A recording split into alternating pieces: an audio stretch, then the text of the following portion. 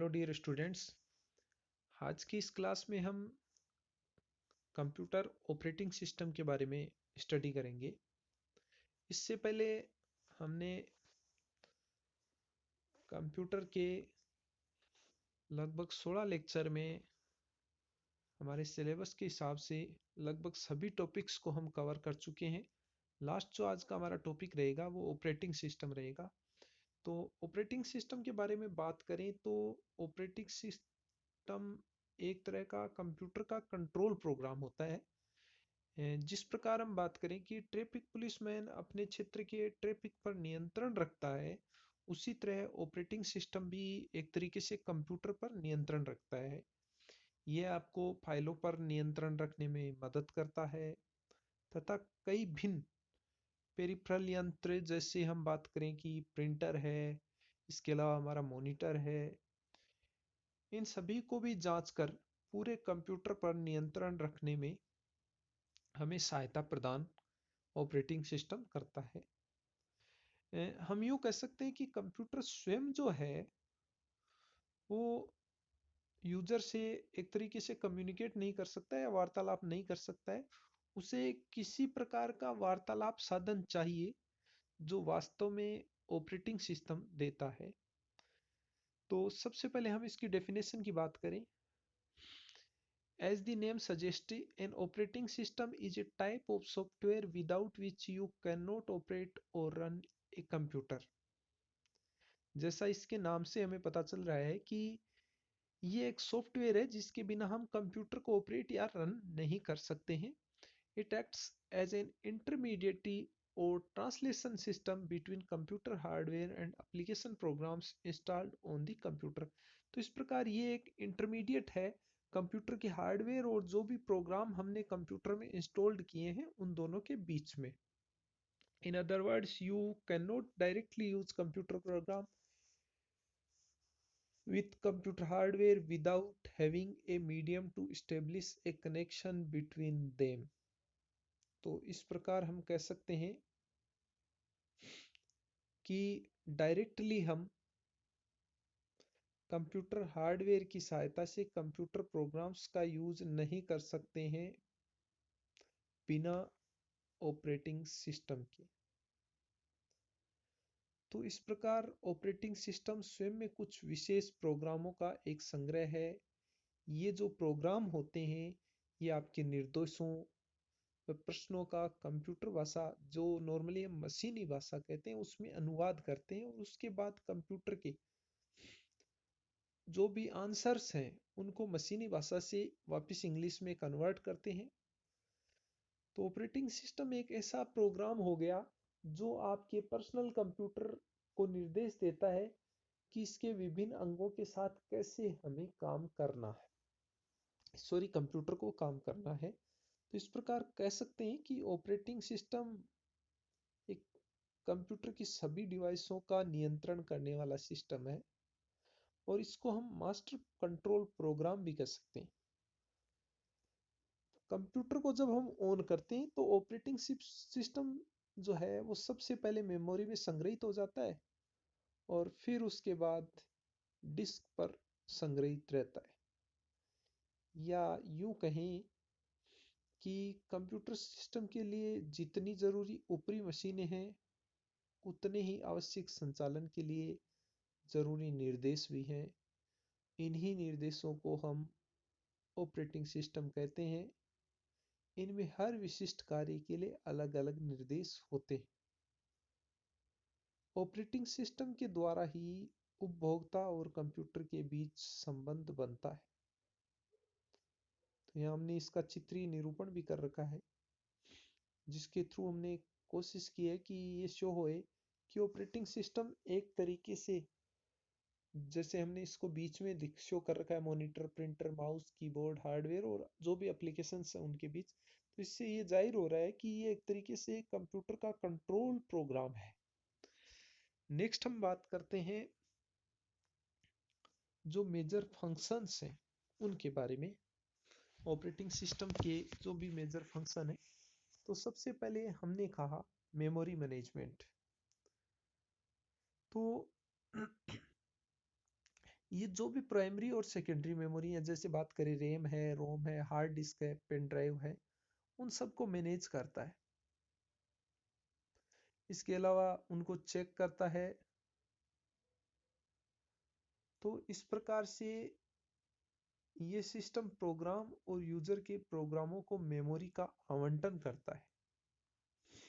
Next हम बात करें प्रोसेसर मैनेजमेंट, जो इसका मेन फंक्शन है। तो ये कंप्यूटर द्वारा जो भी कार्य किए जाते हैं उनको प्रोसेसर को करने के लिए नियुक्त करता है। थर्ड हम बात करें डिवाइस या हार्डवेयर मैनेजमेंट। तो ऑपरेटिंग सिस्टम है वो अपने अंदर डिवाइस को मैनेज करने के लिए ड्राइवर्स जो होता है उनको रखता है। और ड्राइवर की बात करते हैं तो ड्राइवर जो है एक तरीके से ट्रांसलेशनल सॉफ्टवेयर का एक टाइप है, जो कि ऑपरेटिंग सिस्टम को डिवाइसेस के साथ कम्युनिकेट करने में मदद करता है। नेक्स्ट हम बात करें रन सॉफ्टवेयर एप्लीकेशंस।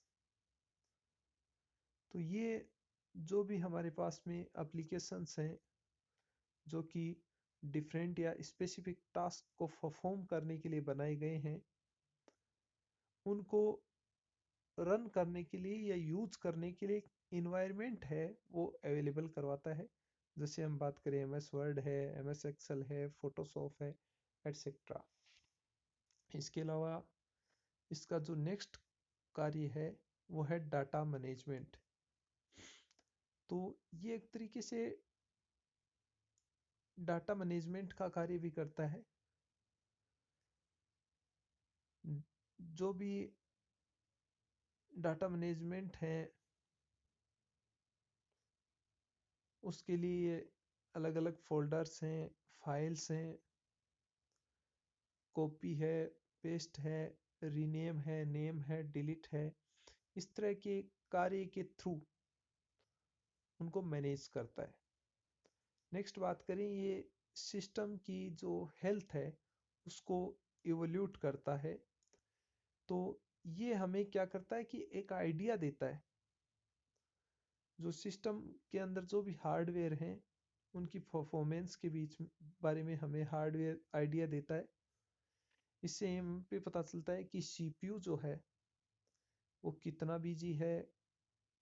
इसके अलावा जैसे हमें हार्ड डिस्क है उससे डाटा प्राप्त करने हैं तो उसमें कितना टाइम लगेगा, ये सारी बातें हमें बताता है। और इस प्रकार इवोल्यूट द सिस्टम्स हेल्थ जो फंक्शन है उसको करता है। नेक्स्ट हम बात करें कि ये जो यूजर इंटरफेस है उसको हमें प्रोवाइड करवाता है। तो एक तरीके से यूं कह सकते हैं कि ये इंटरफेस है यूजर और हार्डवेयर के बीच में। और एक तरीके से ये जनरल यूजर इंटरफेस है जहां हम देख सकते हैं और click elements on the screen to perform various tasks जो होता है उसको हम कर सकते हैं। नेक्स्ट हम बात करें इनपुट आउटपुट मैनेजमेंट। जब एक या एक से अधिक प्रोग्रामों का निष्पादन किया जाता है तो विभिन्न इनपुट आउटपुट उपकरणों के मध्य सामंजस्य बनाने का कार्य ये करता है। नेक्स्ट सिक्योरिटी की बात। ऑपरेटिंग सिस्टम डाटा की सुरक्षा प्रदान करते हैं। ये डाटा और अलग अलग प्रोग्राम का इस प्रकार से प्रबंधन करता है कि वे एक दूसरे में दखल ना करें। कई ऑपरेटिंग सिस्टम जो होते हैं वो फाइल की सुरक्षा भी प्रदान करते हैं जिससे अवैध यूजर कंप्यूटर पर लॉगिन नहीं कर सके। इसके अलावा ये टाइम मैनेजमेंट करते हैं। नेक्स्ट हम बात करें डेडलॉक प्रिवेंशन की। तो देखो डेडलॉक प्रिवेंशन के बारे में बात करें तो सबसे पहले जानना जरूरी है कि ये डेडलॉक क्या होता है। तो कई बार क्या होता है कि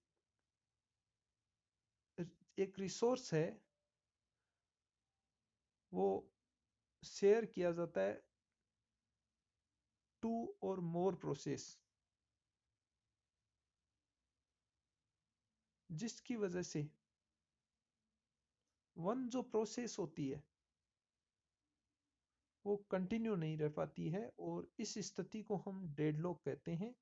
और इसको जो ऑपरेटिंग सिस्टम है वो टेकल करता है।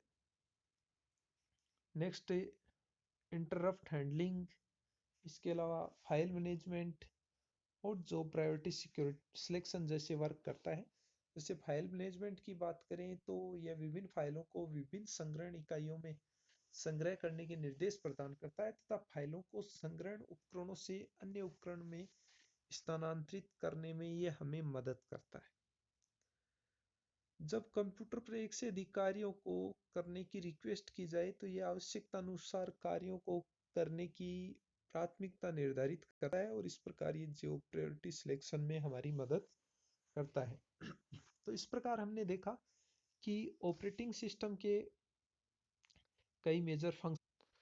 नेक्स्ट हम टाइप्स ऑफ ऑपरेटिंग सिस्टम की बात कर रहे हैं। तो सबसे पहले बैच प्रोसेसिंग ऑपरेटिंग सिस्टम है। जो फर्स्ट ऑपरेटिंग सिस्टम का टाइप है वो बैच प्रोसेसिंग ऑपरेटिंग सिस्टम है। देखिए, the interaction between a user and the computer does not occur in this system. एक तरीके से कंप्यूटर और सिस्टम के यूजर के बीच में डायरेक्ट इंटरेक्शन इस तरह के ऑपरेटिंग सिस्टम में नहीं होता है। The user is required to prepare jobs on punch cards in the form of batches. सबसे पहले जो यूजर है वो जॉब को पंच कार्ड्स पर बैचेज की फॉर्म में तैयार करता है, और उसके बाद उनको कंप्यूटर ऑपरेटर को सबमिट कर देता है। कंप्यूटर जो ऑपरेटर है वो सॉर्ट करता है जॉब्स और प्रोग्राम्स को, and keeps similar programs of jobs in the same batch and run as a group to speed up processing. और प्रोसेसिंग की स्पीड को बढ़ाने के लिए सेम जो भी जॉब्स और बैच हैं उनको एक तरीके से सॉर्ट करता है। It is designed to execute one job at a time. Jobs are processed on a first come first serve basis. It means in the order of their submission without any human intervention. बिना किसी human intervention के first come first serve basis पर ये कार्य करता है। For example हम बात करें, the credit card bills generated by banks is an example of batch processing operating system. जो भी क्रेडिट कार्ड हैं उनके बिल जो बैंक्स के द्वारा जनरेट किए जाते हैं वो इसी सॉफ्टवेयर इसी ऑपरेटिंग सिस्टम द्वारा बनाए जाते हैं। ए separate bill is not generated for each credit card purchase. कोई भी सेपरेट बिल इस क्रेडिट कार्ड परचेज के लिए नहीं बनाया जाता है, बल्कि महीने के अंत में एक सिंगल बिल है वो सारी परचेज के लिए तैयार किया जाता है। तो इस प्रकार ये ऑपरेटिंग सिस्टम जो है वो बैच प्रोसेस ऑपरेटिंग सिस्टम हुआ। नेक्स्ट हम बात कर रहे हैं टाइम शेयरिंग ऑपरेटिंग सिस्टम। देखिए, बहुत इंपॉर्टेंट है। As the name suggests, it enables multiple users located at different terminals to use a computer system. जो मल्टीपल यूजर्स हैं उनको किसी कंप्यूटर सिस्टम को यूज करने के लिए ये ऑपरेटिंग सिस्टम वर्क करता है। And to share the processor time simultaneously. In other word, each task get time to get executed and thus all tasks are executed smoothly। देखिए, जैसे यहाँ हमने शो कर रखा है, यूजर 5 इसको यूज कर रहा है एक निश्चित टाइम के बाद। ये कह रहा है एक्टिव लिंक 6 यूजर, तो ये 6 नंबर का यूजर है वो एक्टिव रहेगा। उसके बाद ये इसके पास आ जाएगा, ये अपना काम करेगा, फिर फर्स्ट, फिर सेकंड, फिर थर्ड, फिर फोर्थ। तो इस प्रकार टाइम शेयरिंग ऑपरेटिंग सिस्टम है वो एक तरीके से सबके लिए टाइम शेयरिंग करता है और उनको वर्क करने में मदद करता है। नेक्स्ट हम बात करें डिस्ट्रीब्यूटेड ऑपरेटिंग सिस्टम की। इट यूजेज और runs on multiple independent processors to serve multiple users and multiple real time applications. जो मल्टीपल इंडिपेंडेंट प्रोसेसर्स हैं उनको मल्टीपल यूजर्स को सर्व करवाता है। The communication between processors is established through many communication lines such as telephone lines and high speed buses के through ये उनके बीच में एक जो रिलेशन है उसको स्टेब्लिश करता है, कम्युनिकेशन उनके बीच में करवाता है। तो इस प्रकार डिस्ट्रीब्यूटेड ऑपरेटिंग सिस्टम एक अलग तरह का ऑपरेटिंग सिस्टम हुआ। नेक्स्ट हम बात करें नेटवर्क ऑपरेटिंग सिस्टम की। तो पता चल रहा है ये ऑपरेटिंग सिस्टम है वो कंप्यूटर्स और जो डिवाइसेज हैं एक लोकल एरिया के नेटवर्क में उनको कनेक्ट करता है और मैनेज करता है। The software in a NOS network operating system की बात करें, enables the devices of the network to share resources and communicate with each other. Resources को उनके बीच शेयर करता है। It runs on a server and allows shared access to printers, files, application files, and other networking resources and functions over a local area network. Besides this, all users in the network are aware of each other's underlying configuration and individual connections. तो इस प्रकार network operating system हुआ। Next हम बात करें real time operating system की। देखिए real time operating system जो है it is developed for real-time application where data should be processed in a fixed small duration of time. It is used in an environment where multiple processes are supposed to be accepted and processed in a short time. For example, हम RTO जो हैं उनको quick input और immediate response चाहिए। Example हम बात करें petroleum refinery, if the temperature gets too high and crosses the threshold value, there should be an immediate response to this situation to avoid the explosion. तो explosion से बचने के लिए वहाँ इमीडिएट रेस्पॉन्स चाहिए, तो वहाँ रियल टाइम ऑपरेटिंग सिस्टम कार्य करता है। इसी प्रकार हम बात करें कि जो साइंटिफिक इंस्ट्रूमेंट्स हैं उनको कंट्रोल करने में भी रियल टाइम ऑपरेटिंग सिस्टम कार्य करता है। जो लंच सिस्टम है कई बड़ी बड़ी इंडस्ट्रीज वगैरह हैं वहाँ, इसके अलावा ट्रैफिक लाइट है, एयर ट्रैफिक कंट्रोल सिस्टम है, उनमें जो ऑपरेटिंग सिस्टम काम में आता है वो रियल टाइम ऑपरेटिंग सिस्टम होता है। नेक्स्ट हम बात कर रहे हैं कुछ पॉपुलर ऑपरेटिंग सिस्टम जो यूज में हम लेते हैं। उनमें माइक्रोसॉफ्ट विंडो 7 है, विंडो 8 है, उबुंटू है, विंडोज एक्सपी है।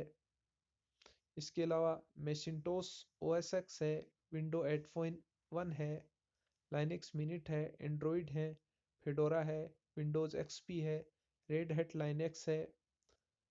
ये सारे के सारे कुछ पॉपुलर ऑपरेटिंग सिस्टम हैं।